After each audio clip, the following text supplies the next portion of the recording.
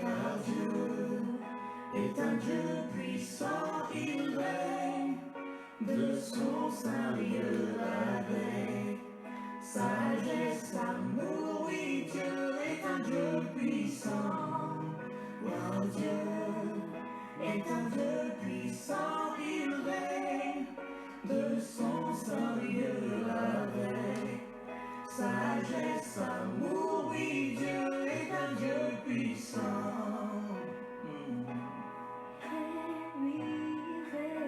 Il règne. Oh mon Dieu règne. Oui, tu règnes. Tu règnes. Mon Dieu règne sur la terre, dans le ciel. Oui, mon Dieu règne. Il règne. Oui, Dieu est un Dieu puissant. Car Dieu est un Dieu puissant, il règne de son saint lieu avec sagesse, amour, oui, Dieu est un Dieu puissant. Car Dieu est un Dieu puissant, il règne de son saint lieu avec sagesse, amour, oui, Dieu est un Dieu puissant. Voilà, chers frères et sœurs, bienvenue dans notre réunion de ce soir, jeudi 16 septembre. Nous voulons encore passer un moment ensemble avec vous. L'Église est éprouvée, comme vous l'avez été informé, comme vous en avez été informé, mais nous voulons quand même rendre gloire à Dieu. C'est Dieu là qui donne, c'est Dieu là qui répond. Tout nous vient de lui. Nous voulons quand même passer ce moment dans la joie. Cette réunion est considérée comme un culte communautaire, un culte d'ensemble. Faisons à distance, séparés d'un écran. Peut-être vous me voyez connecté avec vous sur votre GSM, ou bien sur votre écran de télé, via la plateforme YouTube, ou même Facebook pour ceux qui ont la possibilité de déployer sur les Smart TV. Nous voulons passer un moment où nous bénissons le Seigneur. Je vais lire un passage. Ce passage va nous amener dans notre prière. Nous voulons vraiment que chacun prenne conscience que notre communion avec Dieu est aussi la communion avec les autres, dans la prière, dans la musique et chant, et dans la parole que nous méditons. Je vais lire le texte dans 1 Corinthiens chapitre 8. 1 Corinthiens chapitre 8, le verset 6. Néanmoins, pour nous, il n'y a qu'un seul Dieu, le Père de qui viennent toutes choses, et pour qui nous sommes, et un seul Seigneur, Jésus-Christ, par qui sont toutes choses, et par qui nous sommes. Réalisons ces paroles, qu'il n'y a qu'un seul Dieu. Écoute Israël, l'Éternel Dieu est un seul, il n'y a qu'un seul Dieu. Et tout vient de lui. La vie, le salut, ce que nous sommes, ce que nous avons, ce que nous possédons, tout nous vient de lui. Alors que cela puisse nous motiver à le glorifier, même à distance. L'essentiel est que nous sommes connectés avec Dieu en ce moment, là où 2 ou 3 sont assemblés à son nom, il est au milieu d'eux. C'est ainsi que Jésus parle de son Église, et connecter les uns les autres. Nous voulons entrer dans un moment de prière pour louer notre Dieu. Seigneur, nous voulons te dire merci. Nous voulons en ce moment te louer pour ce que tu es. Nous voulons te louer, Seigneur, parce que personne n'est comme toi. Personne, Seigneur notre Dieu, ne peut faire ce que tu fais. Tu es le Créateur. C'est lui qui appelle à l'existence ce qui n'existe pas. C'est toi qui nous as appelés à la vie. C'est toi qui nous as appelés à l'existence. C'est toi qui as fait de nous ce que nous sommes. Des hommes et des femmes rachetés par le sang de ton Fils Jésus-Christ. Tu as fait de nous ton peuple. Nous formons aujourd'hui cette communauté appelée le peuple de Dieu. Nous te sommes infiniment reconnaissants pour la vie, les mouvements et l'être, et le salut de nos vies. Nous avons cette assurance en Jésus-Christ que nous sommes en communion avec toi, que nous sommes justifiés par toi, que nous sommes épargnés de ta colère. Ô Père, sois béni. Toi le Saint, nous voulons nous prosterner à tes pieds. Comment un Dieu saint peut-il entrer en contact, en communion avec les pécheurs que nous sommes? Ô Seigneur, nous venons devant toi, devant ton trône, comme prosternés. Plaçons notre confiance en l'œuvre de la croix, en Jésus-Christ, qui s'est livré pour nous, qui a donné sa vie, afin que nous soyons rachetés, afin de nous sortir de la malédiction de la loi, afin de nous délivrer de ta colère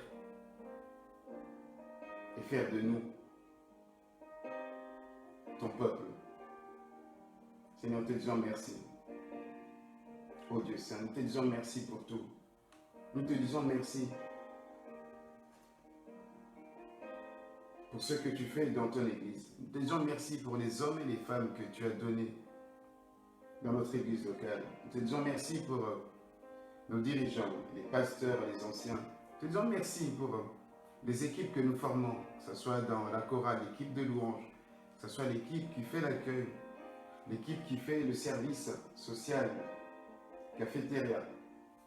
Te disons merci Seigneur pour celles et ceux qui se disposent à prier chaque lundi. Ô Seigneur, de sorte qu'il y ait une flamme de prière à chaque semaine dans la vie de l'Église. Nous te disons merci, ô Père, pour l'équipe des jeunes. Oui, tu fais passer de l'enfance à l'adolescence et ces adolescents qui deviennent des jeunes, ces jeunes qui constituent l'Église de demain. Nous te disons merci pour tous ceux qui sont baptisés à l'Église et nous te disons merci pour le chemin par lequel tu nous fais passer. Seigneur, que ce soit les épreuves, les situations que nous ne comprenons pas, même dans le deuil, Seigneur, nous voulons te dire merci pour ta présence. Même dans nos incertitudes, nous voulons te dire merci pour ta présence.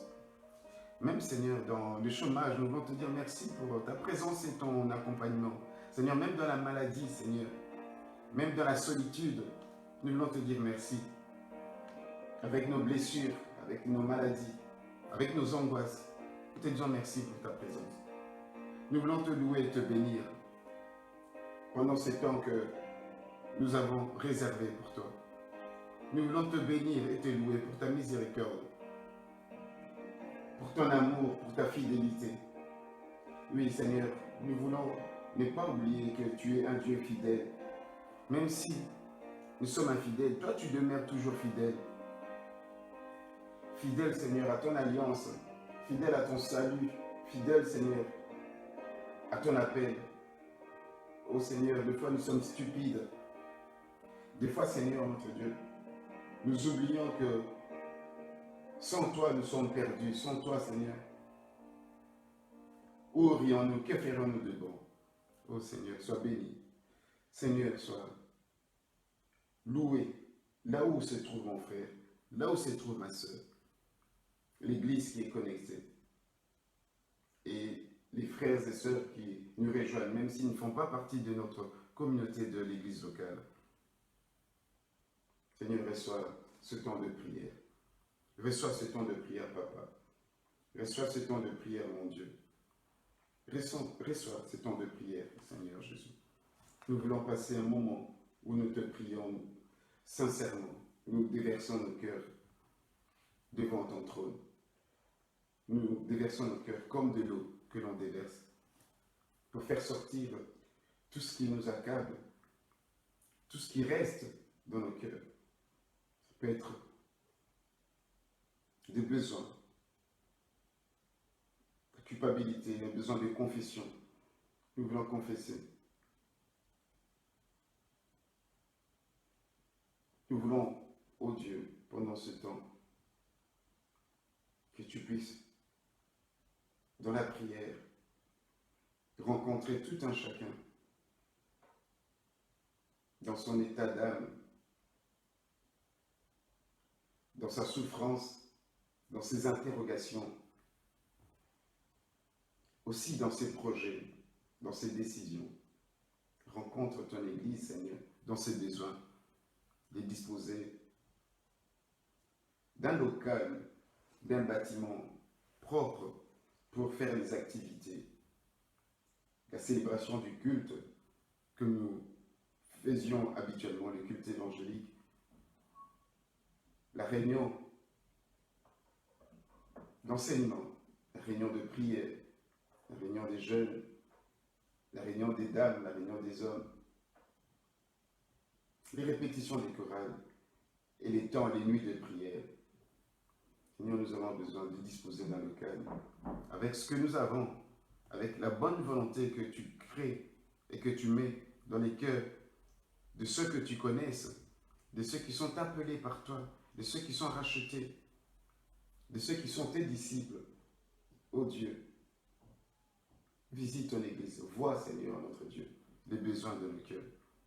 Vois les besoins des familles ici représentées en cette période de septembre, qui est toujours, pour certains, difficile, parce que c'est la rentrée scolaire pour les enfants, le retour des vacances. C'est le moment de revenir aux activités ordinaires. Seigneur, nous ne voulons pas être ceux-là qui agissent, qui travaillent sans toi, mais nous voulons te recommander avant tout ce que nous voulons faire, Seigneur, nos projets, nos activités, nos décisions. Nous voulons tout te recommander. Nous voulons tout te recommander parce que tu es Dieu. Alléluia. Continuons dans la prière, chers frères et sœurs. Nous allons chanter en lingala.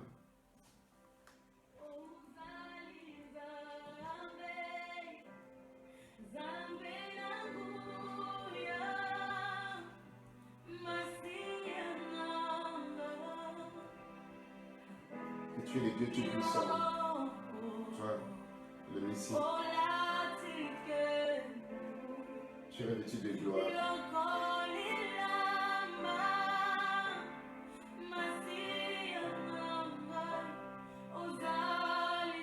Tu es Dieu. Tu es Dieu. Chante et prie, mon frère. Chante et prie, ma soeur. Sens-toi libre de prier. Si tu es seul, déverse ton cœur comme de l'eau devant Dieu. Si vous êtes en famille, priez. Priez. Faites monter à Dieu des prières spontanées, des prières inspirées.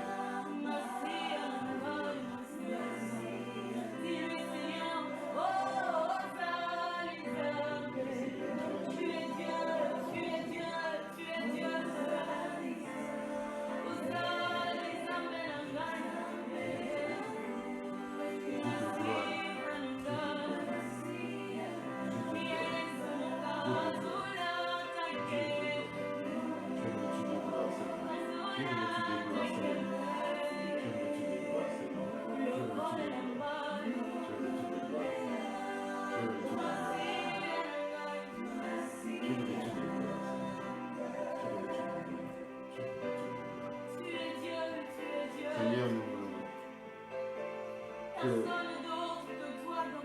cette gloire que tu ne partages à personne, que tu puisses, ô Dieu, la recevoir aussi de nous, tes enfants. Seigneur, malgré nos faiblesses, malgré, Seigneur, nos carences, ô Dieu, je veux, Seigneur, notre Dieu, te rendre gloire. Je veux te rendre gloire, Seigneur. Je veux te rendre gloire, Seigneur. Je veux te rendre gloire, Seigneur. Nous voulons te rendre gloire. Seigneur, pour ce que tu fais pour nous, Seigneur. Parce que, Seigneur, notre Dieu, tu enlèves, Seigneur, notre Dieu, l'opprobre, la honte dans nos vies. Parce que tu nous aimes, nous sommes précieux à tes yeux. Que soit la gloire. Que soit la gloire. Que soit la gloire, Seigneur. Toi qui as supprimé, Seigneur, nos cœurs. Tu as ouvert nos cœurs à l'évangile. Toi qui nous as renouvelés en ton Fils Jésus-Christ. Malgré que nous ne le voyons des fois pas de manière visible, mais cela est vrai, parce que nous l'expérimentons. Alléluia. Prions, frères et sœurs, prions. Prions et chantons à notre Dieu. Prions et chantons à notre Dieu. Ô Seigneur, ô notre Dieu, nous voulons que tu sois celui qui reçoit la gloire de ton Église. Que tu reçoives la gloire, Seigneur. Nous ne voulons pas nous glorifier nous-mêmes. Nous ne voulons pas être des prétentieux, des arrogants. Nous ne voulons pas partager ta gloire avec nos forces, avec nos capacités, notre intelligence, notre savoir-faire. Mais comme tout vient de toi, ce que nous sommes, ce que nous avons, nous voulons te rendre gloire. Nous te glorifions, le roi des rois. Nous voulons te glorifier, le roi des rois. Ta gloire, c'est comme ce vêtement dont tu es revêtu, ô Seigneur. Et nous sommes à tes pieds pour admirer ta beauté, ta splendeur, ta majesté. Oh, que tu es glorieux. Tu mérites gloire et honneur de la part de tes enfants. Nous pouvons te couronner parce que tu es roi. Nous pouvons nous approcher de ta tête. Mais nous pouvons que nous prosterner, jeter nos titres, notre ancienneté, nos galons, pour dire que, Seigneur, si nous avions des couronnes, Seigneur, nous les jetons à tes pieds. Parce que tu es au-dessus de tout et nul ne peut te dépasser. Tu es au-dessus de tout, nul ne peut te dépasser. Dans l'Église, dans nos familles, dans nos vies, ce n'est pas l'argent qui a la première place dans ma vie. Ce n'est pas, Seigneur, mon conjoint qui a la première place dans ma vie. Ce n'est pas ma famille, ce ne sont pas mes parents. Ce ne sont pas mes occupations, mon travail. Ce n'est pas le football. Ce n'est pas la nourriture. Non, c'est toi, Jésus. Toi seul, Jésus. Et dans ma vie de tous les jours, je vais chanter ta gloire, ton salut, ton amour et tes bienfaits. Pardonne-moi. Pardonne-moi, Seigneur, de mon ignorance. Pardonne-moi, Seigneur, de mon errance, de mon égarement, Seigneur. Seigneur, nous arrive d'avoir un égarement d'esprit. Pour certains, quelques secondes ou pendant un temps, et de régresser. Pardonne. Oh Dieu, souviens-toi du sang de Jésus-Christ à la croix. Souviens-toi du sang de Christ, notre Sauveur. Souviens-toi du sang de Christ versé pour nous à la croix. Souviens-toi du sang de Christ versé pour nous à la croix. Souviens-toi du sang de Christ versé pour nous à la croix. Nous continuons à prier, chers frères et sœurs. Nous voulons prier et j'aimerais lire un passage avec vous, chers frères et sœurs. C'est un passage que j'ai médité ce matin. Ce passage se trouve dans le psaume 1er. Et après, j'ai eu à le lire aussi dans 1 Timothée 2. Mais lisons-le dans le psaume et voyons ce que l'Esprit dit dans ce texte.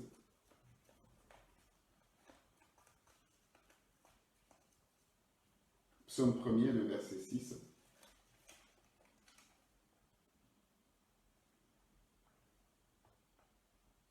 Car l'Éternel connaît la voie des justes et la voie des pécheurs mène à la ruine. Je répète, car l'Éternel connaît la voie des justes et la voie des pécheurs mène à la ruine. C'est pour dire que le Seigneur nous connaît chacun de nous.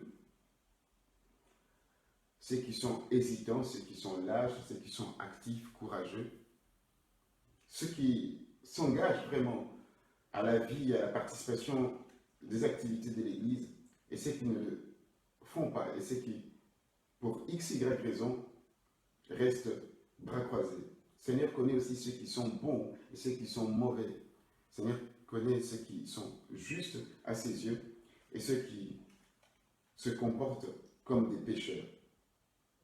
Et ce verset m'a beaucoup parlé. j'ai retrouvé aussi dans 1 Timothée la même chose. Dans 1 Timothée, il dit dans 1 Timothée 6 exactement la même chose. Que le Seigneur connaît ce qu'il appartient.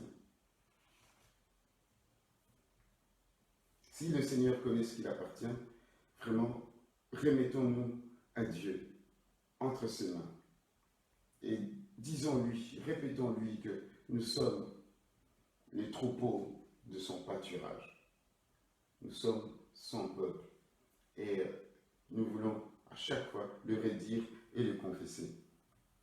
Et si des fois tu te sens dans l'autre camp de ceux qui ne sont peut-être pas justes, de ceux qui se comportent comme des pécheurs, de ceux qui n'ont pas l'assurance du salut, de vivre et d'être sous l'assistance, l'aide du Saint-Esprit pour marcher progressivement dans la sainteté, alors c'est le moment de prier. Jésus est là pour nous. Et notre union avec Jésus-Christ, c'est là et la vie que nous devons avoir. Mais il nous a promis que son amour est là. Il ne veut nous abandonner, il veut nous lâcher. Mais c'est nous, des fois, qui voulons lâcher la main.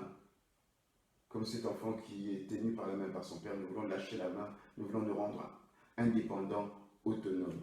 Nous faisons encore ce chant et nous prions en chantant. Ce chant, c'est un chant tiré de Romains 8, que rien ne peut nous séparer de l'amour de Christ.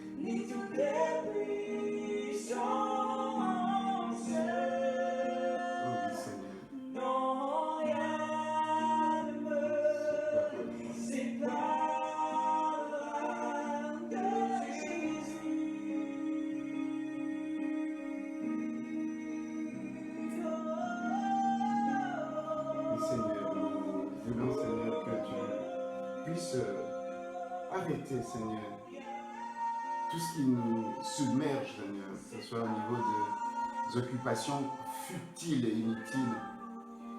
Seigneur, nous sommes submergés par les nouvelles, les rapports que nous entendons dans les journaux télévisés, la presse écrite. Nous sommes submergés par notre travail, Seigneur, par les plaisirs, les loisirs, Seigneur, de ce monde.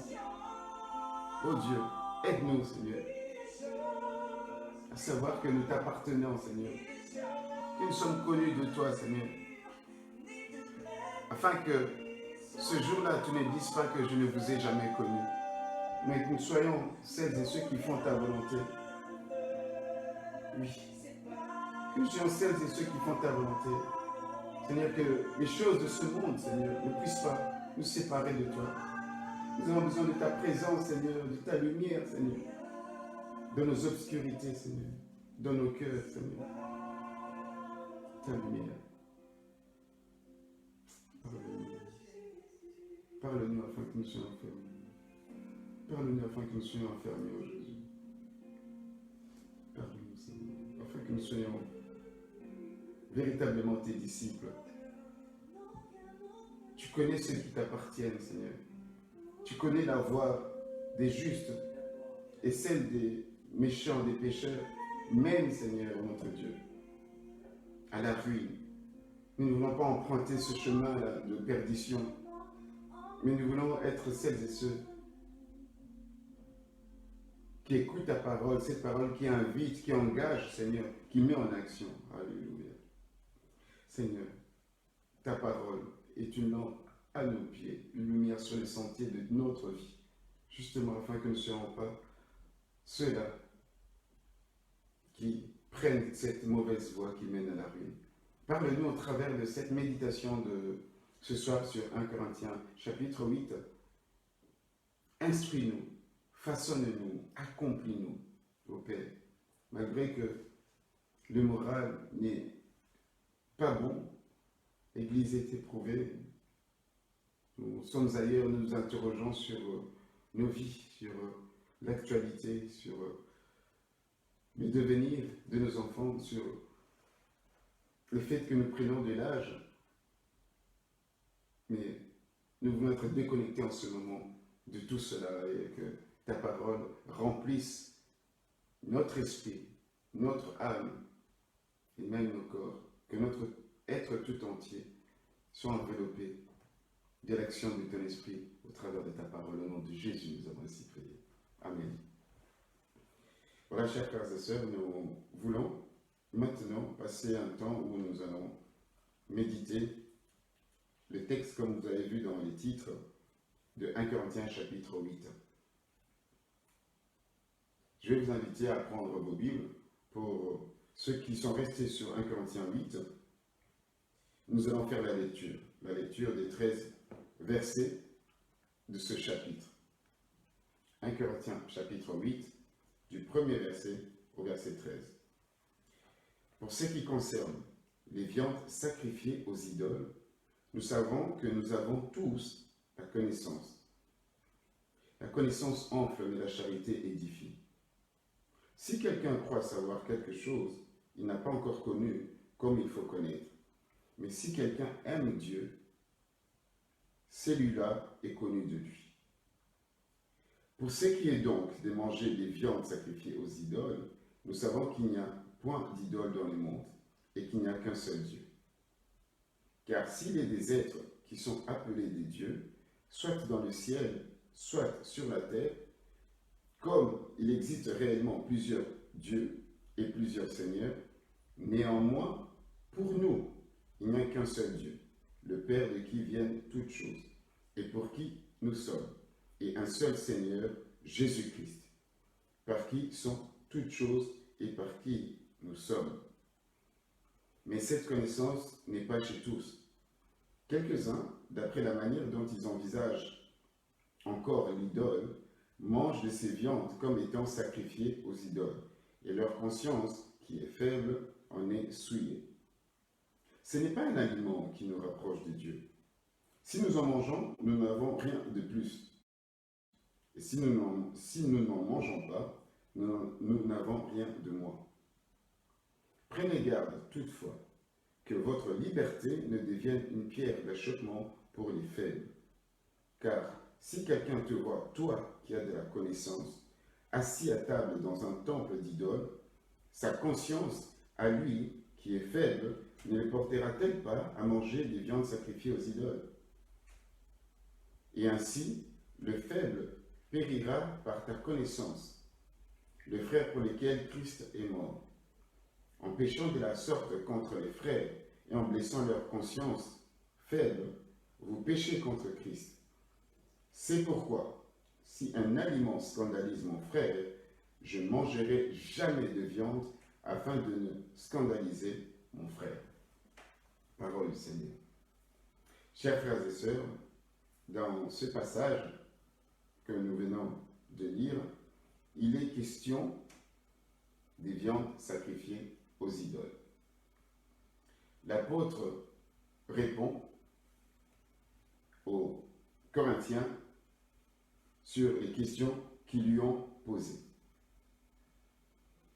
Oui, un petit instant, je vous remercie.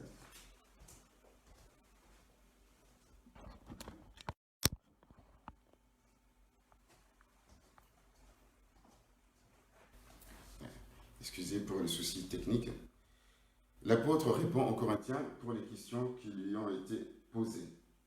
Alors, il dit, en réponse, par rapport à ce que l'Église, dans ce passage, on voit déjà qu'il y a deux groupes, comme deux camps dans l'Église, qui ont eu à lui soumettre la question concernant les viandes sacrifiées aux idoles. Dans la méditation que nous avons commencée déjà il y a quelques semaines et des mois, nous étions au chapitre 7 et vous voyez qu'il n'y a pas une logique de suite. Si nous voulons suivre une logique épistolaire par rapport à ce chapitre. Mais si nous sommes vraiment attentifs, il y a justement une logique. Et cette logique, c'est au sujet de la liberté que Christ donne aux chrétiens. On nous a libérés du péché, on nous a libérés de la mort, on nous a libérés pour servir Dieu, pour lui rendre gloire. Et peut-être que nous ne le réalisons pas, nous ne le voyons pas, mais nous sommes libérés. Même si deux fois nous retombons, peut-être occasionnellement pour certains et régulièrement pour d'autres, dans les mêmes travers. Donc il est question des chrétiens qui sont libres en Christ. Mais cette liberté, l'apôtre, poussé par le Saint-Esprit, est en train de les orienter à bien l'exercer. Et quand on exerce cette liberté, il y a quand même une certaine discipline quand des frères et sœurs peuvent suivre notre exemple. Les viandes sacrifiées aux idoles, chers frères et sœurs, c'est le sujet à l'époque du 1er siècle, à l'époque du Nouveau Testament, qui dérangeait beaucoup les Juifs, les croyants convertis, qui étaient d'origine juive, et même ceux qui n'étaient pas d'origine juive, parce que c'était une pratique qu'on retrouvait dans la société. On en trouvait, donc, je parle des viandes sacrifiées aux idoles, dans les marchés, on en trouvait dans les fêtes comme à l'époque il n'y avait pas beaucoup de très très grandes maisons.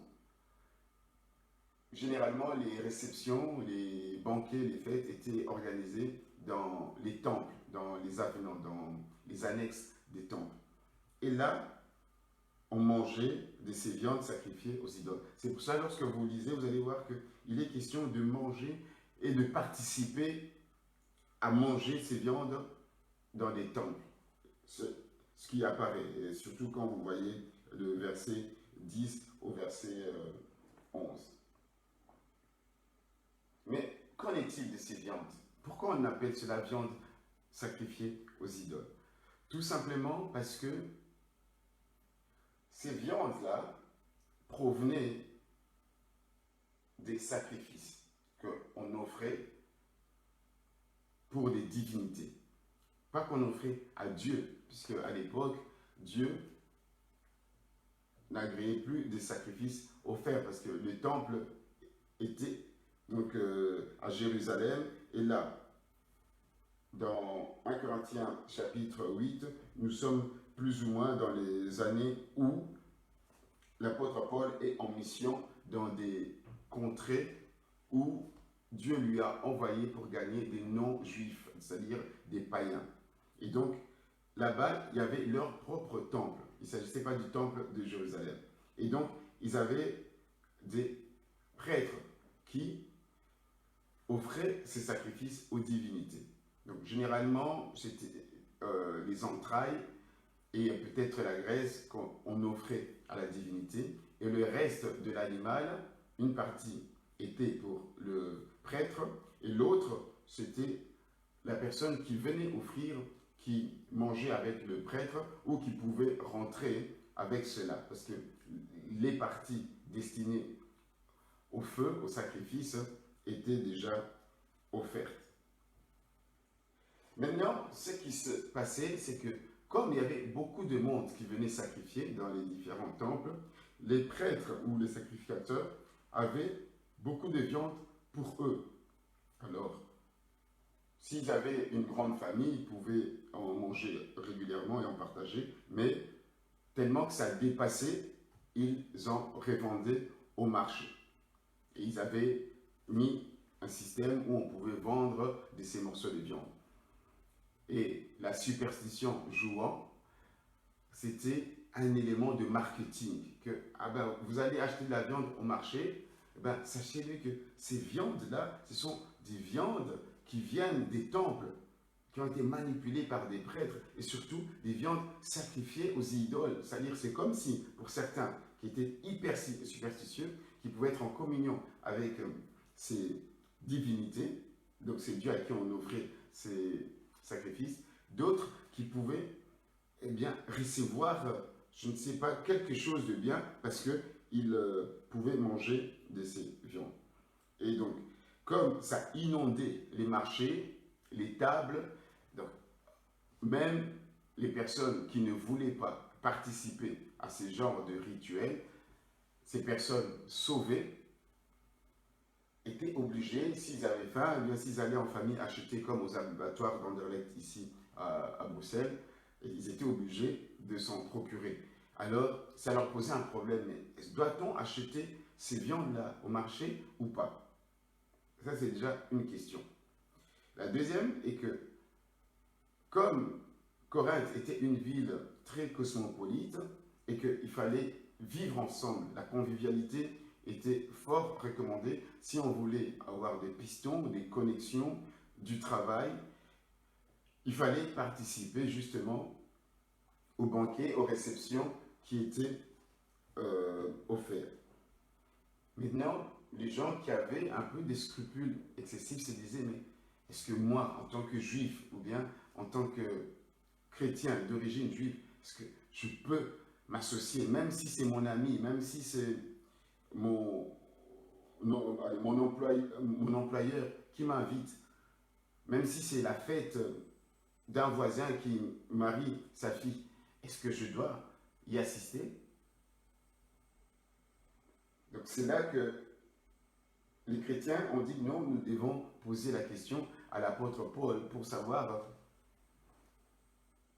qu'est-ce qu'il en pense, mais pas de lui-même, parce qu'en sa qualité d'apôtre, donc ce qu'il dit donc, provient de la parole de Dieu, de l'écriture et de l'inspiration provenant de l'Esprit Saint. C'est vrai que cette question, jusque maintenant, on s'est dit, mais en quoi, aujourd'hui, en 2021, cela peut-il s'appliquer à nous? On ne vit pas la même situation. Alors, je voudrais que cette méditation puisse se faire avec des questions inspirantes. Questions inspirantes, c'est-à-dire qui poussent à réfléchir.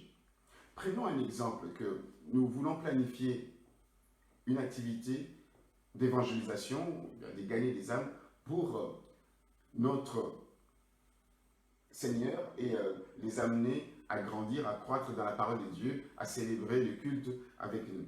Et que nous avons fait appel à des frères et des sœurs d'autres communautés, d'autres églises pour nous aider. Et que parmi les frères qu'on a appelés à l'aide, il y a peut-être un Européen qui est là et dans la sortie d'évangélisation, il rencontre un païen dans un bar ou dans un café et le païen lui invite à prendre un verre pour discuter justement de cette bonne parole de Dieu, de l'évangile. Quelle serait votre réaction? Prenons encore une autre illustration, un exemple, toujours pour nous apporter vraiment dans une méditation avec des questions inspirantes. Nous sommes dans une fête de mariage africain, c'est-à-dire coutumier.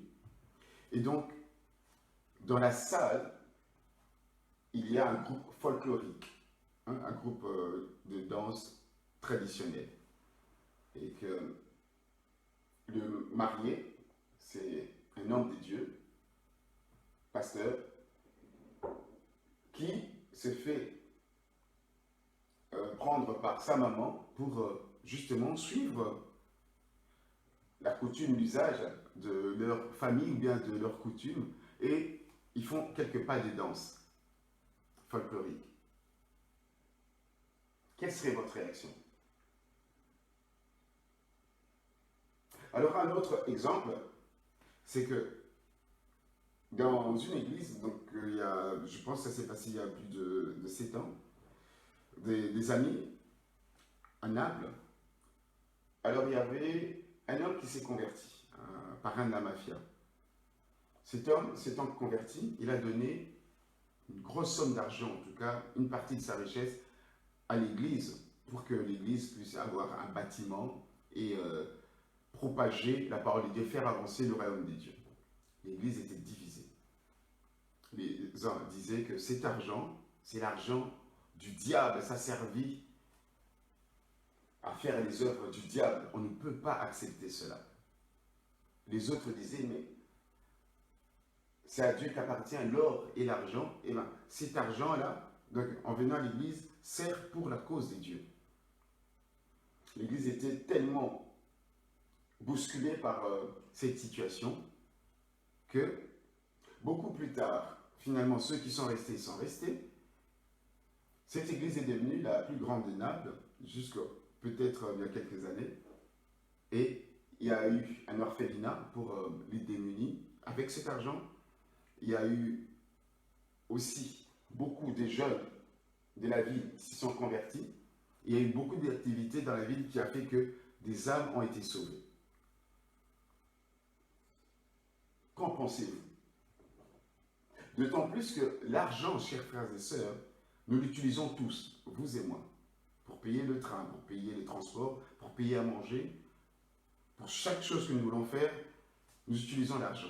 Mais cet argent-là que nous avons dans nos poches, nous avons sur notre compte en banque, Jésus l'appelle maman, le démon, le diable. Alors les choses deviennent un peu plus compliquées. Jésus appelle l'argent maman, mais nous l'avons, nous l'utilisons, nous en servons. Bien entendu, l'argent est à notre service. Nous ne sommes pas au service de l'argent. En tout cas, je l'espère pour vous, mes sœurs, je l'espère pour vous, mes frères, que vous n'êtes pas au service de l'argent. Donc, avec ces questions inspirantes, je voudrais que nous puissions maintenant comprendre, si faire se peut, avec l'aide du Saint-Esprit, comment on peut, dans notre liberté en Christ, arriver à vivre dans l'Église avec une bonne attitude et des bonnes habitudes. Et donc, maintenant, avec ce décor planté, nous faisons la lecture commentée des versets. Au premier verset, l'apôtre est en train de répéter la parole dans les deux groupes de l'Église qui lui ont écrit et à qui il répond. Il leur dit, oui, c'est vrai que vous dites que vous avez tous la connaissance, nous avons la connaissance, mais la connaissance, donc, elle alimente l'orgueil. Donc ça enfle, ça fait gonfler. Mais la charité, c'est ça qui construit l'homme, qui construit l'Église. Donc c'est comme s'il donnait une réponse. Oui, c'est vrai que vous dites que vous avez la connaissance, c'est bien, mais cette connaissance-là, elle peut vous rendre orgueilleux. Mais si cette connaissance est accompagnée et animée par la charité, c'est-à-dire l'amour envers les frères et bien entendu envers Dieu, cela construit, édifie, fait avancer l'œuvre de Dieu. Et il continue, si quelqu'un croit savoir quelque chose, il n'a pas encore connu comme il faut connaître. Ici, l'apôtre est en train de faire comprendre aux membres de l'église de Corinthe, et à nous aussi qui lisons ce texte, que si nous pensons avoir de la connaissance des dieux, la connaissance des Saintes Écritures, ou même d'autres pensent avoir la connaissance sur ce qui est au sujet de viande sacrifiée aux idoles, alors c'est que on est vraiment loin d'être dans la connaissance. Déjà pour la connaissance des dieux, nous connaissons Dieu parce que Dieu lui-même veut nous faire connaître une partie de lui.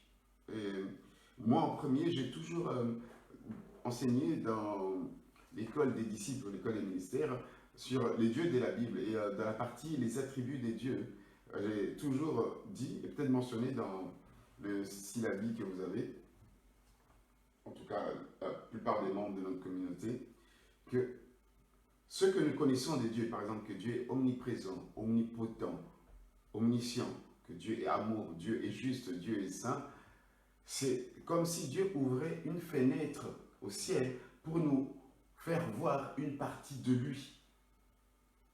Nous n'avons pas la science infuse, nous ne connaissons pas tout des dieux.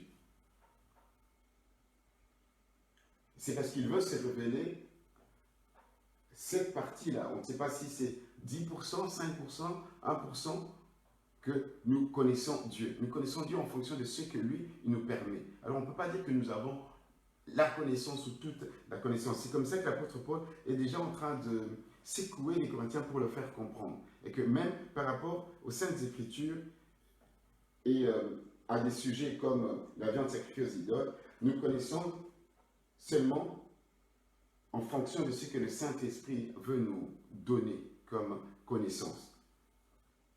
Il dit que si quelqu'un croit savoir quelque chose, il n'a pas encore connu comme il faut connaître.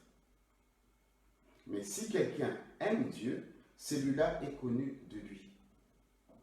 On ne comprend pas très bien pourquoi l'apôtre Paul parle ainsi, que si quelqu'un aime Dieu, celui-là est connu de lui. Il est question des gens qui pensent avoir de la connaissance, donc ça sous-entend connaître Dieu. Et il dit, mais si vous aimez Dieu, c'est à ce moment-là que vous êtes connu de lui. Moi, dans ma méditation, j'ai compris que Dieu connaît tous les hommes, comme dans Psaume 1, 6 que nous avons eu à méditer. S'il y avait peut-être un problème de son au départ, à l'heure du moment de la prière et de la musique, veuillez nous en excuser. Et je disais que dans Psaume 1, 6, que Dieu connaît les justes et il connaît la voie des pécheurs. Et dans Timothée, il est dit aussi que Dieu connaît ceux qui l'appartiennent. Et Jésus lui-même, dans Matthieu 7, il dit à ses disciples qu'un jour, plusieurs, je leur dirai, vous qui m'appelez Seigneur, Seigneur, je ne vous ai jamais connu. Voyez-vous, l'apôtre, inspiré par l'Esprit, est en train de nous faire comprendre que si nous pensons connaître Dieu, alors aimons-lui vraiment. Et je peux faire appel à un autre texte dans 1 Jean chapitre 4 verset 20 où on dit mais c'est Dieu-là que vous ne voyez pas, que tu ne vois pas, que je ne vois pas. Comment peut-on dire que je l'aime si ton frère que tu vois chaque jour assis à côté de toi à l'église, assis sur le même banc, que tu vois ton voisin de palier, que tu rencontres dans la rue, le frère que tu sais qui est souffrant, qui est malade, mais tu le négliges, tu ne l'aides pas. Comment tu peux dire que tu aimes Dieu?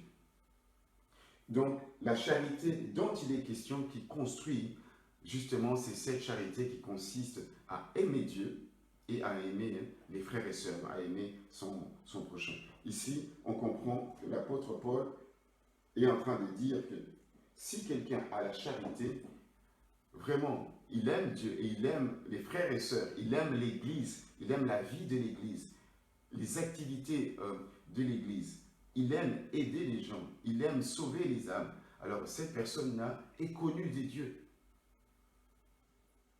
Cette personne peut être garantie que Jésus ne dira pas que je ne vous ai jamais connu.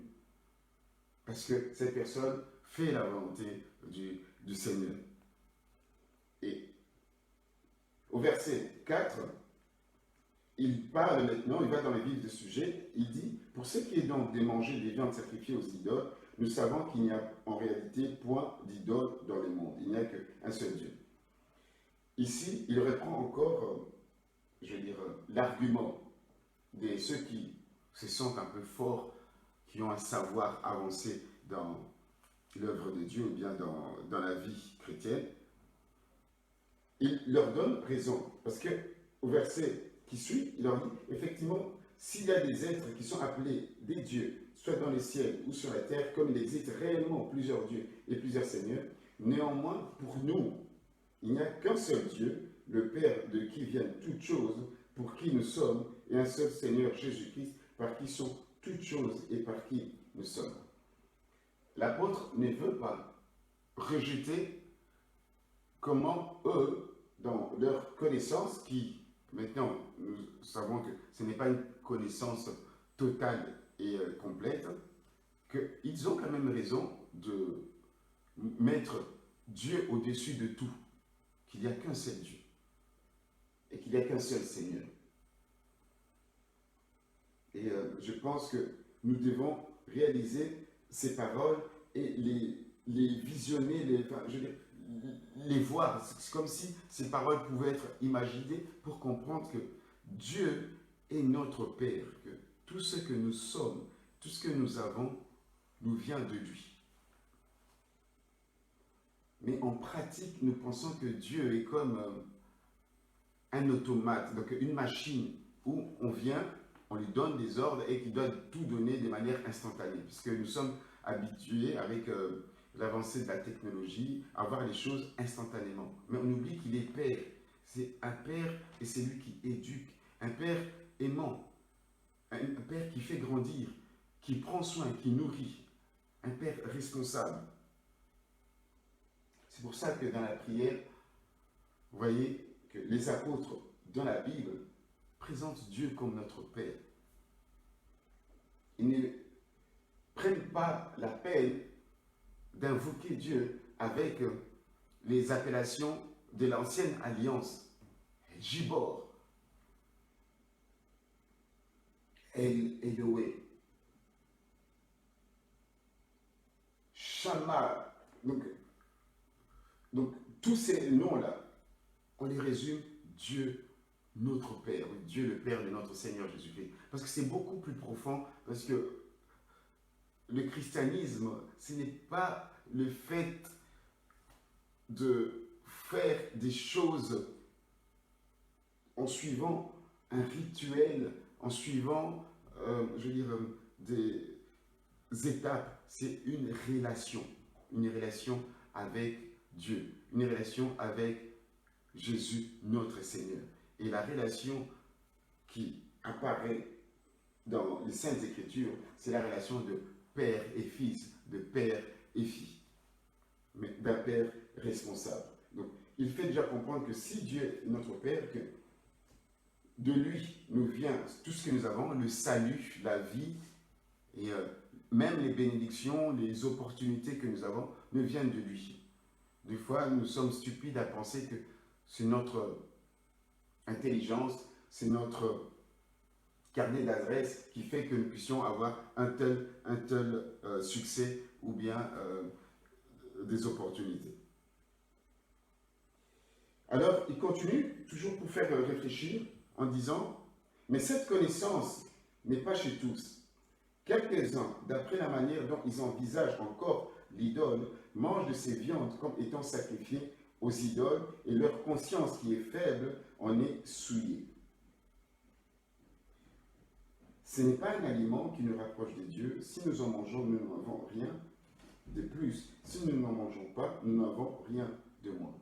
L'apôtre Paul est en train maintenant de leur faire comprendre que, vous savez, chers frères et sœurs, que ce soit vous qui pensez connaître, mais je veux établir vraiment dans vos esprits que vous êtes dans une relation privilégiée de père et de fils, de père et de filles avec le Seigneur. Bon, maintenant, le fait d'être invité dans les réceptions, ou bien d'aller au marché et qu'il n'y a pas de viande, ou bien les viandes les plus vendues, ce sont les viandes qui ont d'abord été au temple et puis qui viennent pour que les gens puissent en consommer. Le fait d'en manger, ça n'a pas d'impact, mais ça n'a pas d'effet sur vous, sur votre vie spirituelle. Ça n'ajoute rien, ça ne retranche rien. Mais certains d'entre vous, puisque leur conscience est un peu faible, pour eux, ils ont tellement dans leur conscience l'idée que non, il y a l'idole, il y a un démon derrière ces viandes que nous mangeons parce que ça a été fait suivant un rythme destiné à des dieux païens. Alors, j'ai un problème de conscience, je n'en mangerai pas. Alors, ces personnes-là, il faut respecter et il faut les aider en n'étant pas un scandale, une pierre d'achoppement pour ces personnes-là. Pour comprendre, chers frères et sœurs, cela, quand l'apôtre Paul parle qu'il y a des hommes avec une conscience faible, je pense que l'apôtre fait allusion aux Juifs croyants, en tout cas qui sympathisent avec les Corinthiens, et les Juifs qui sont devenus chrétiens. Parce que depuis le concile de Jérusalem dans Acte 15, cette question de viande sacrifiée aux idoles qu'on trouvait partout, que ce soit dans les villes gréco-romaines, et même à Jérusalem, il en était question au concile, ils ont débattu que si on doit faire une recommandation, alors on doit demander aux chrétiens de s'abstenir de manger ces viandes sacrifiées aux idoles. Parce que pour la plupart des premiers chrétiens, ils étaient d'origine juive, donc c'était inconcevable pour eux d'en manger. Et même dans les commentaires de la Bible à noter, on parle que même les pères de l'Église, c'est-à-dire ceux qui sont venus juste après les apôtres et les disciples des apôtres, ceux qui ont commencé à organiser l'Église et la foi chrétienne dans la confession de foi et dans les choses que les chrétiens doivent faire, eux aussi voyaient que derrière les rites païens, il y avait un démon. Mais cela est peut-être vrai, mais on oublie que le monde entier est sous la puissance du malin. Ça, c'est ce que dit l'épître de Jean. Le monde entier est sous la puissance du malin. Que ce soit les smartphones que nous utilisons, les appareils que nous utilisons, on ne sait pas l'état d'âme ou bien qui ont eu à mettre cela au point, s'il y a eu des rites, s'il y a eu des prières. Et l'apôtre Paul, c'est cela qu'il veut faire comprendre, que c'est vrai qu'il est logique qu'il peut, derrière ces viandes, y avoir peut-être quelque chose de dangereux, quelque chose de toxique. Même si d'autres, pour eux, avec la connaissance qu'ils ont la liberté en Christ et que Dieu est au-dessus de tout, que pour eux, ce sont des activités neutres, le fait d'aller dans les réceptions ou bien d'aller acheter et de manger chez soi à la maison ces viandes sacrifiées aux idoles. Par là, l'apôtre Paul est en train de faire comprendre au verset 9 que dans tout cela, on ne doit pas être une pierre d'achoppement. Puisque maintenant, on sait que dans l'Église, les gens ont des opinions différentes, par rapport à un tel sujet, comme je vous ai donné le sujet à l'église de Naples par rapport à l'argent d'un des parrains de la mafia qui a été injecté dans la caisse de l'église, comment l'église a été secouée et qu'il y a eu des personnes qui ont quitté l'église. Alors, pour cela, exerçons notre liberté en Christ de pouvoir manger aisément tout ce qui se vend, parce que c'est Dieu qui a créé tous les animaux. Mais si on sait que le fait d'en manger, ou qu'on nous voit manger de cela, acheter cela, même participer à des telles fêtes, à des telles réceptions, à de tels endroits, si cela peut scandaliser, ça peut blesser une sœur, un frère, ne le faisons pas. Et je pense que à l'église de Corinthe, certaines personnes faisaient exprès, abuser de leur liberté. Et voulaient se montrer, nous on a de la connaissance, on fait ce que l'on veut. Oui, en Christ nous sommes libres, mais notre liberté doit être liée avec la charité. La charité, c'est-à-dire le fait d'aimer son prochain. Et aimer son prochain, bien entendu, c'est aimer également Dieu. 1 Jean 4, 20. Et le fait de négliger, de ne pas prendre en compte la faiblesse ou bien, je veux dire, ce qui peut arriver aux autres en te regardant toi, alors c'est qu'on n'a encore rien compris de la vie chrétienne. Chers frères et sœurs, il faut vraiment que ces versets 9, 10 et 11 nous interpellent, parce qu'il est question de nous, de ce que nous faisons de notre liberté, de ce que nous faisons de notre vie. Nous devons avoir la meilleure attitude chaque jour. L'Église doit avoir la meilleure attitude. Nous ne devons pas être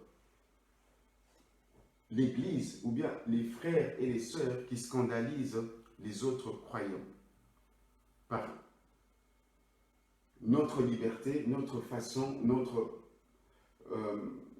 opinion. Voulons-nous vraiment encore d'autres exemples pour parler de ces choses afin que nous puissions comprendre? Ces exemples que nous avons donnés au début avec des questions inspirantes doivent maintenant remonter en surface pour que nous puissions comprendre que ici, nous avons deux principes à suivre. Nous avons le principe de la conscience de l'idole, ou bien de la conscience de l'autre. Si je sais que je suis libre en Christ pour moi, pour ma part, et que l'idole n'est rien pour moi, et que je peux manger cela sans que cela affecte ma vie, alors il n'y a pas de problème. Je peux jouir de ma liberté. Mais non, si le frère qui pense que non, je ne peux pas, parce qu'il y a un démon, il y a une idole à qui on a sacrifié cela, et que ça peut avoir des conséquences dans ma vie, dans ma communion, justement, avec Dieu. Le fait de manger, c'est comme si j'entrais en communion avec les démons. Étant donné qu'on a un problème de conscience, une culpabilité qui naît, alors ne le faisons pas. Maintenant, celui qui peut le faire et celui qui ne doit pas le faire,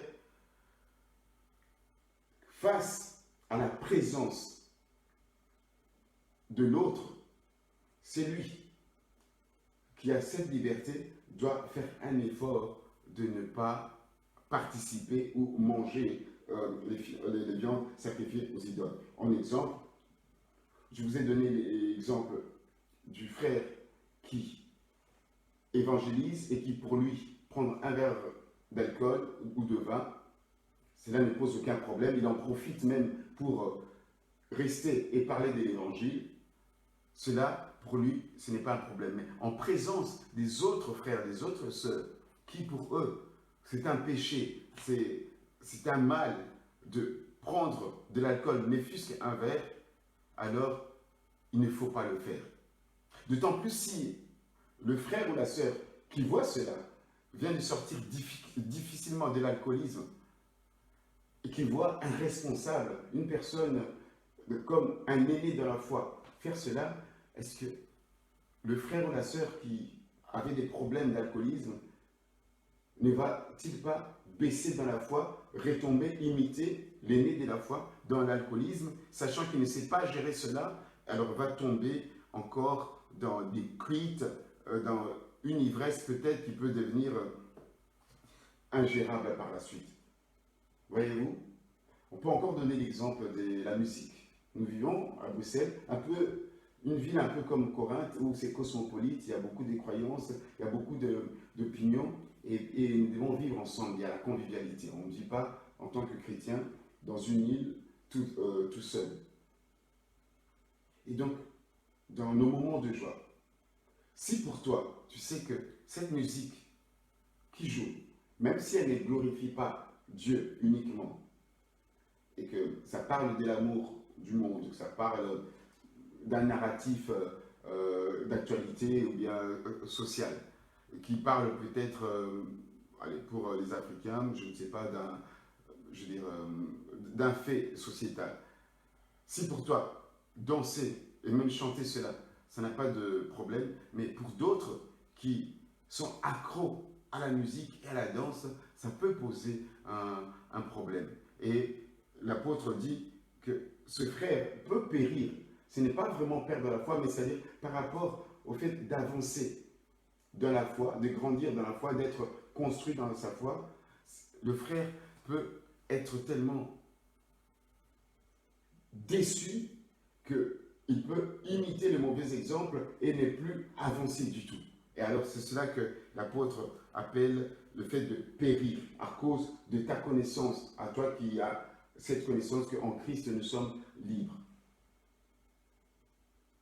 Et l'apôtre est en train de faire comprendre aux gens la bonne attitude et les mauvaises habitudes. La bonne attitude, c'est de croire qu'il y a un seul Dieu. C'est vrai que nous sommes libres en Jésus-Christ, mais la mauvaise ou les mauvaises habitudes, c'est de faire exprès. C'est-à-dire de ne pas avoir une discipline quand on voit des frères et sœurs qui, on sait qu'ils sont nouveaux convertis, qui sont très jeunes dans la foi, qui ne comprennent pas qu'il y a des choses qui ne sont pas dans la Bible proscrites. Alors, les scandaliser, c'est pécher. Parce que le Saint-Esprit dit dans le verset 12, « En péchant de la sorte contre les frères et en blessant leur conscience faible, vous péchez contre Christ. » Est-ce que voulons-nous vraiment pécher gratuitement et volontairement contre Christ? Je ne pense pas.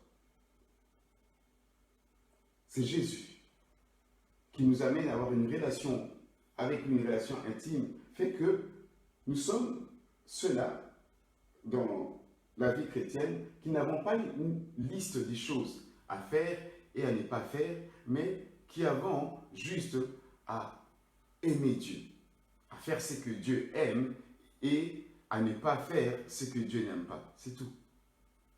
C'est cela la charité. C'est-à-dire, celui qui aime Dieu est connu de lui. Celui qui aime Dieu aime sa parole, aime faire sa volonté. Pour les Juifs, Dieu leur avait donné pour commandement la loi morale, les 10 commandements. Les 5 premiers, c'est ce que Dieu aime. Les 5 derniers, c'est ce que Dieu n'aime pas.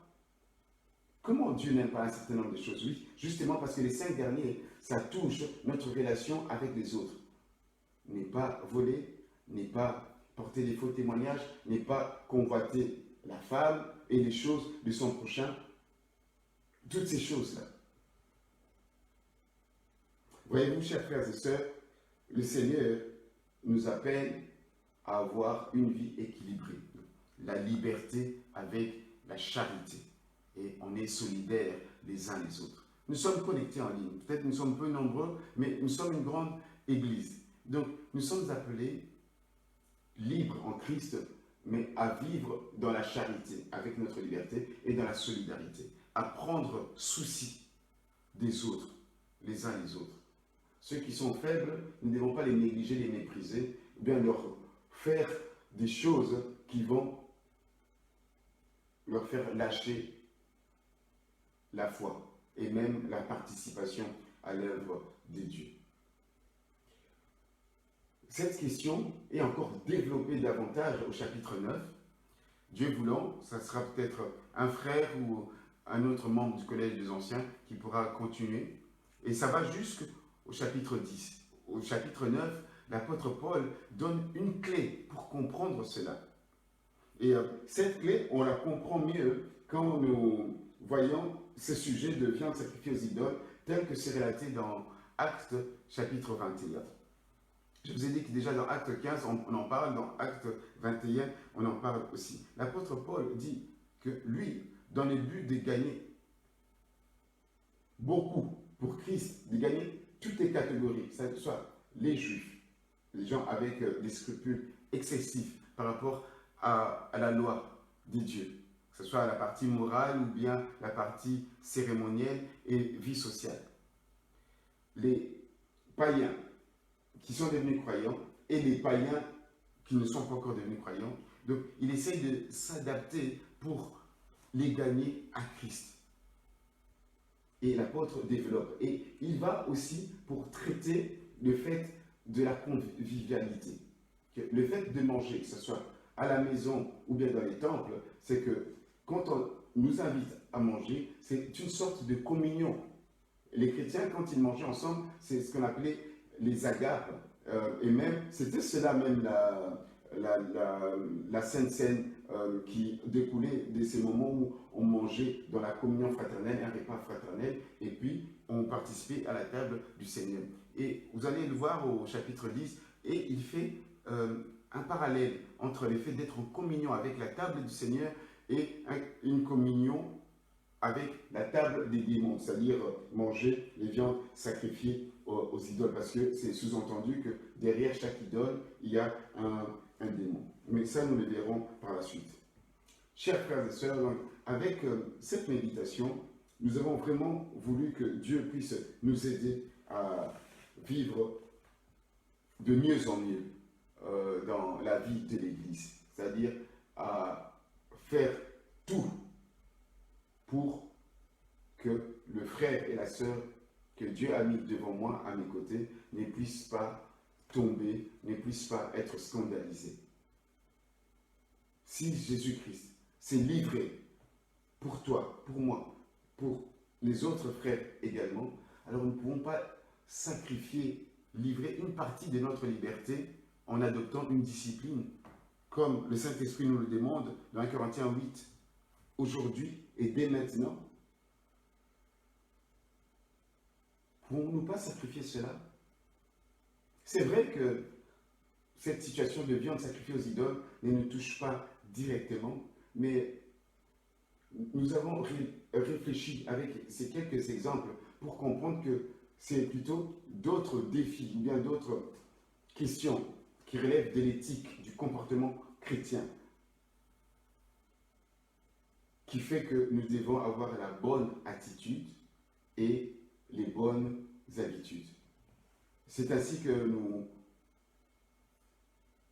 faisons des études bibliques pour que grandisse en nous la meilleure habitude et le fait de rejeter les mauvaises habitudes. Nous voulons être revêtus totalement de Christ, que lorsque on nous voit Christ par nous. Lorsqu'on voit l'église de Bruxelles, on voit une église aimante. Pas seulement une église aimée de Dieu, mais une église aimante, une église qui prend souci des autres.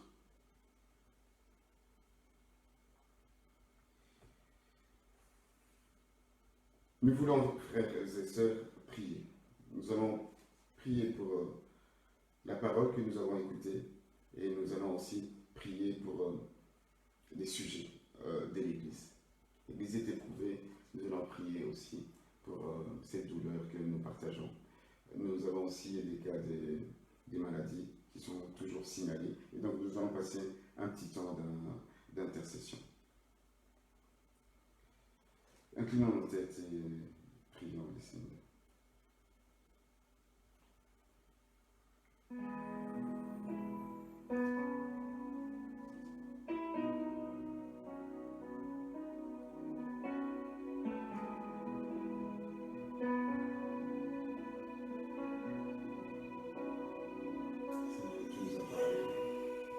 Tu es le Père. Tu es le Dieu de ma vie.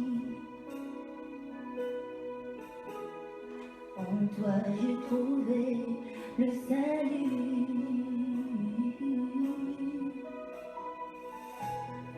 Reçois, ô Dieu, l'adoration du cœur que tu as sauvé. Je veux t'adorer. Seigneur, tu nous as sauvés. Nous voulons en ce moment où nous sommes en prière réaliser que tu nous as sauvés. Tu nous as sauvés, tu nous as appelés à devenir meilleurs et non pires. Seigneur, tu veux que nous soyons ceux-là qui sont conscients que nous sommes connus de toi, que nous t'appartenons. Que nous soyons ceux-là qui t'aimons en aimant en conséquence les frères et sœurs, en sacrifiant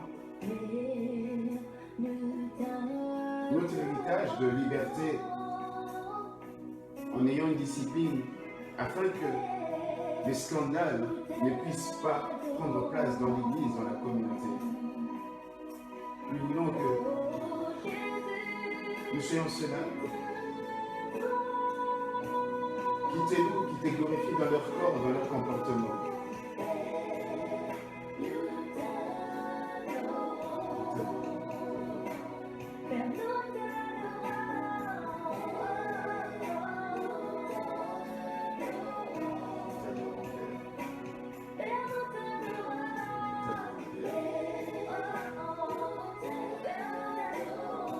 Chante mon frère, adore-le.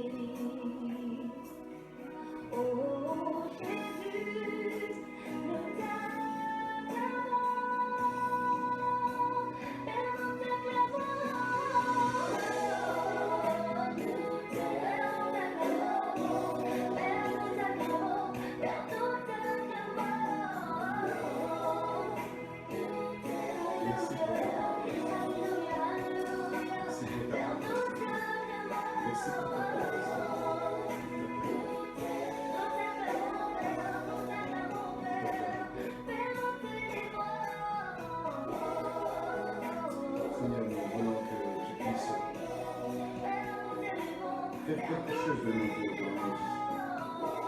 Nous voulons être en communion avec toi, Seigneur. Participer, Seigneur, notre Dieu,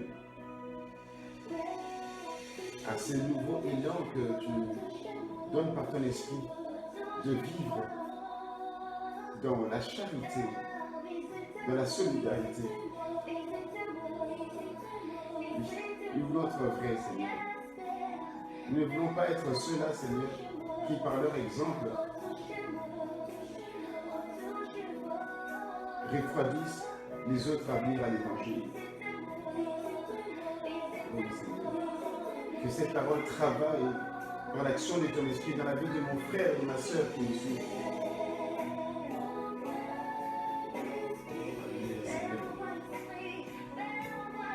Nous avons besoin de l'action de ton esprit. Nous voulons nous laisser, Seigneur, travailler, Seigneur. Nous voulons nous laisser transformer par l'action, par l'immédiateté de ton esprit. Seigneur, que ton esprit sillonne maintenant les maisons, Seigneur, les connexions Internet, le 4G en Wi-Fi, partout là où il y a les frères et sœurs.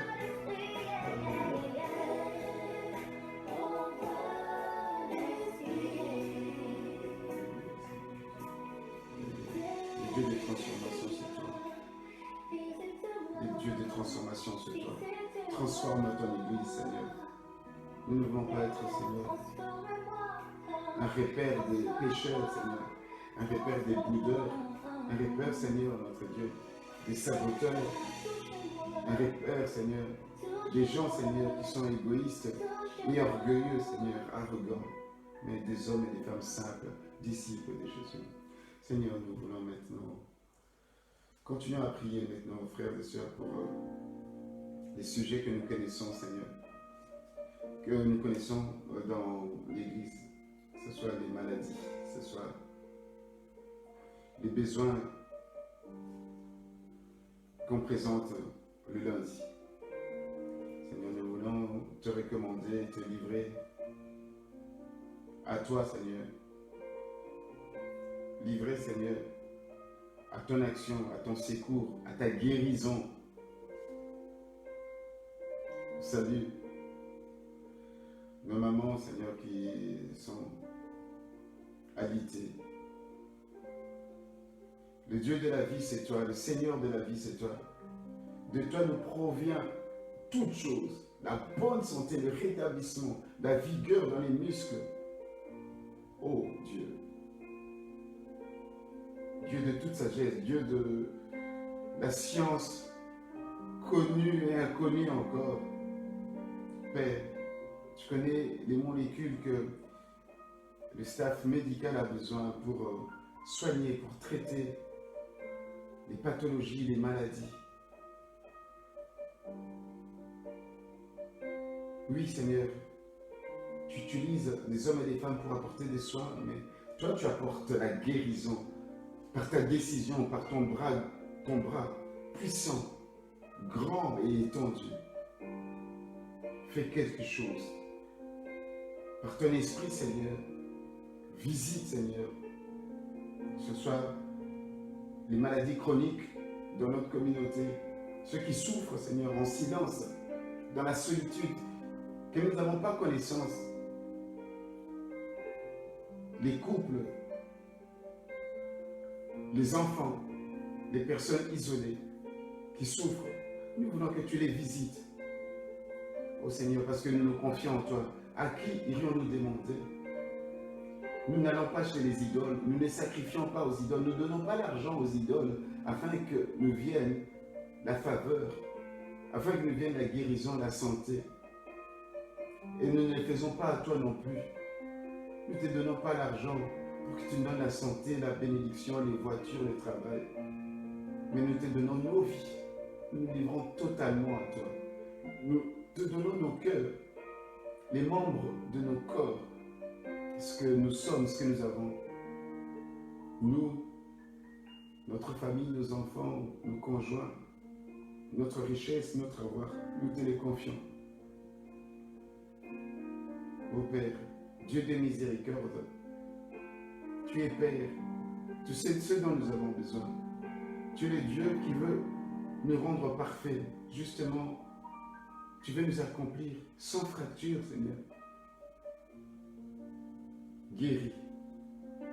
Seigneur, il y a des frères et sœurs qui vivent dans le chômage, qui vivent dans la solitude, Seigneur, dans les blessures intérieures du cœur. Seigneur, ils nous le rapportent, qui sont dans des fortes déceptions.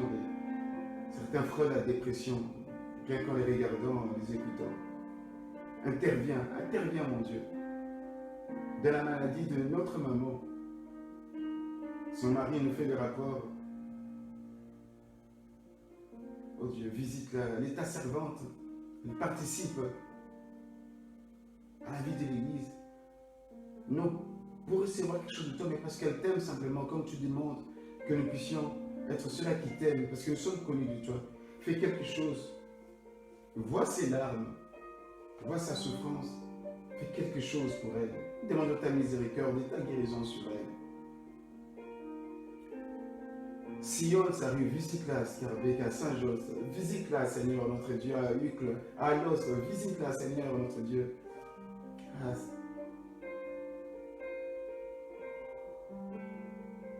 Rétablis, Seigneur, les frères et sœurs dans leur santé. Seigneur, nous voulons aussi te prier pour les personnes éprouvées. Nous pensons, Seigneur, à eux. Tu es le Dieu de toute consolation, que tu les consoles, Seigneur.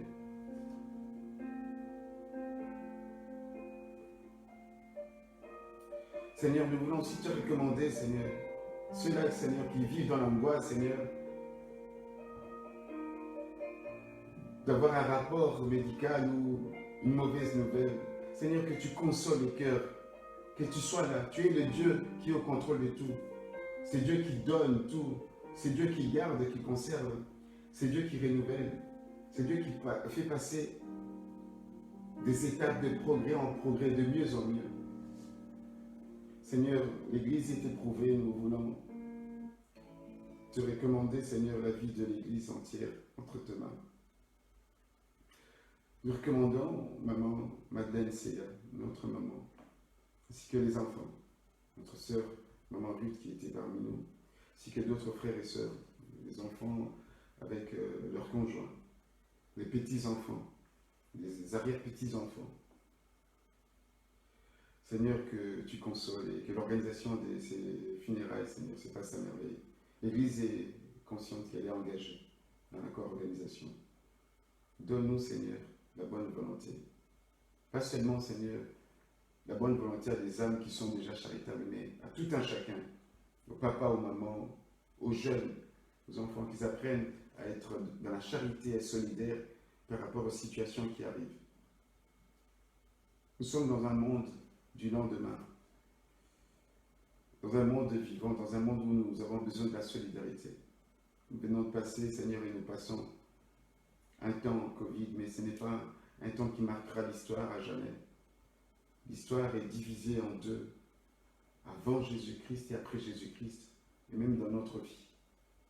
Et nous voulons aussi, Seigneur, notre Dieu, que ce que nous voyons comme crise sanitaire qui pose des problèmes et qui commence à diviser le monde en deux, entre ceux qui sont vaccinés et ceux qui ne sont pas vaccinés. Seigneur, que tu puisses intervenir et que les gens aient la meilleure attitude à comprendre, à ne pas simplement écouter pour répondre, mais à comprendre, à écouter pour comprendre. Surtout quand les scientifiques eux-mêmes se contredisent. Tu es le Dieu de toute connaissance, de toute science. Tu es le Dieu qui mettra fin à cela. Et nous avons besoin, en tant qu'Église, en tant que société, en tant que la société européenne, en tant que Belge, en tant que ce pays, de vivre dans la charité et dans la solidarité également. C'est pourquoi nous te prions, Seigneur, pour le gouvernement belge. Dans ces décisions, que tu puisses intervenir afin que la cohésion sociale ne puisse pas être ébranlée par, Seigneur, des lobbies, par des influences. Seigneur, nous voulons garder notre solidarité intergénérationnelle qui fait la force de la Belgique. Et nous te prions, Seigneur, pour le roi et la reine et pour le gouvernement fédéral. Ils ont de lourdes tâches au niveau des décisions. Mais que ton conseil et ta sagesse puissent conduire, Seigneur, la Belgique et l'Europe. Afin, Seigneur, notre Dieu, que tes enfants puissent être en paix et vivre en paix et pouvoir propager la bonne nouvelle, l'évangile. Notre salut est spirituel et nous le voyons chaque jour, Seigneur, même dans la disparition de notre papa Jean, qui est retourné auprès de toi, son maître, et que nous puissions réaliser, Seigneur, que toi, tu es là au contrôle de tout, qu'il n'y a qu'un seul Dieu, Père, aimant, responsable, qui sait nous soigner, qui sait nous garder, nous protéger. Seigneur, nous voulons te recommander notre rencontre de dimanche entre tes mains. Ce sera une journée spéciale puisque nous aurons un temps de recueillement par la suite. Mais c'est aussi un temps où nous allons nous retrouver puisque c'est un jour où nous sommes à Bruxelles sans voiture et que nous pourrons aussi convier les autres à nous joindre par Zoom pour que nous puissions passer un moment de charité et de solidarité ensemble. Ô Dieu, manifeste ta présence, que ta lumière vienne, Seigneur, dans les obscurités qui nous enveloppent facilement, dans nos interrogations, mais que ton esprit mette la charité et fasse grandir la charité en nous. C'est le message que tu nous fais ressortir ce soir. Et la solidarité. Si nous t'aimons, nous devons les manifester. Non seulement en parole, mais en acte, en don, en relation, en passion pour l'évangile, en participant à tout ce qui fait avancer ton royaume. Nous avons ainsi prié au nom de Jésus. Amen. Voilà, chers frères et sœurs, nous sommes arrivés à la fin de notre programme de ce soir. Donc, pour les annonces, nous allons avoir une série d'annonces. Déjà, nous avons eu dans notre groupe WhatsApp pour notre communauté, les messagers de Bruxelles. Et par la suite, nous allons encore donner quelques directives pour notre église de Bruxelles. Que Dieu vous bénisse. Nous allons encore nous retrouver dimanche en présentiel, cette fois-ci, Strombeek. Et donc, vraiment, soyez attentifs aux messages que vous allez recevoir dans le groupe WhatsApp. Pour celles et ceux qui ne sont pas encore dans le groupe WhatsApp, on peut toujours vous rajouter. Vous pouvez nous contacter sur Facebook, dans Contact, et même sur YouTube, dans la rubrique Nous écrire également. Vous pouvez toujours avoir des informations par rapport à la vie de l'Église, au programme de l'Église, et aussi poser vos questions par rapport à ce chapitre 8 et nous allons rencontrer vos préoccupations. Nous allons faire la prière finale et que Dieu puisse vraiment vous assister dans tout ce que vous faites.